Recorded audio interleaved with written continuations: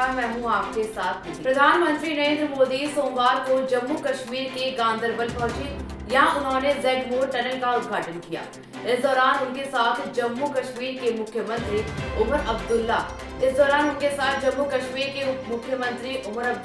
जम्मू कश्मीर के उपराज्यपाल मनोज सिन्हा और केंद्रीय सड़क परिवहन और राजमार्ग मंत्री नितिन गडकरी मौजूद रहे। टनल के उद्घाटन के बाद अपने संबोधन में मुख्यमंत्री उमर अब्दुल्ला ने केंद्र शासित प्रदेश में शांतिपूर्ण चुनाव संपन्न कराने के लिए प्रधानमंत्री नरेंद्र मोदी का आभार जताया।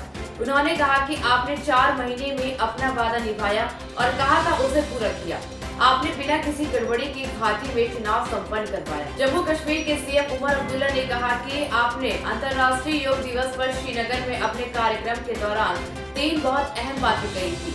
आपने कहा कि आप दिल की दूरी और दिल्ली की दूरी को खत्म करने पर काम कर रहे हैं और यह सच में आपके काम से साबित होता है।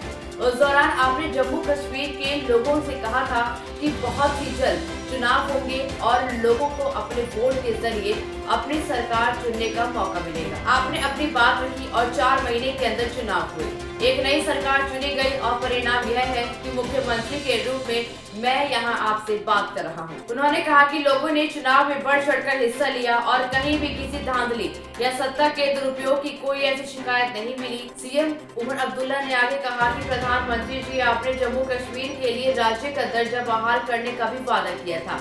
लोग मुझसे इस बारे में पूछते रहते हैं और मैं उन्हें याद दिलाता रहता हूँ कि पीएम मोदी ने चुनाव कराने का अपना वादा पूरा किया।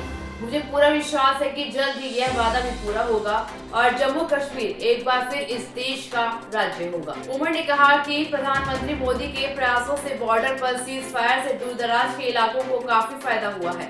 इसके साथ उन्होंने ये भी कहा कि चाहे माछिल, गुरेज, करना या केरेन हो, अधिक पर्यटकों के आने से लोगों को विकास और पर्यटन के मामले में ज्यादा फायदा हो रहा है।